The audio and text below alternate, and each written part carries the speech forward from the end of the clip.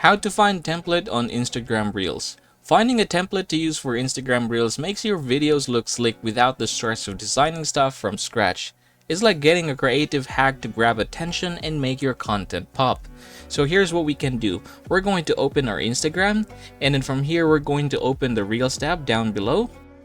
And then we're going to click the camera. And then from here, what we're going to do is we're going to scroll down here in order to see templates, just like that. And then we're going to scroll down here and choose the template that you like. So that's one way in order to find templates. The second way is this one. We're going to close this one, and then we're going to scroll down here down in the Reels videos in order for us to see. Alright, there you go. It says here use template, so we can just click that one. And in here, the same thing, you can add media in order for you to be able to do so. And once everything is done, you should be able to click next and then continue with the video. And yes, that's how you're going to find template on Instagram Reels. And as always, please don't forget to subscribe to the channel and like this video if this helps you out.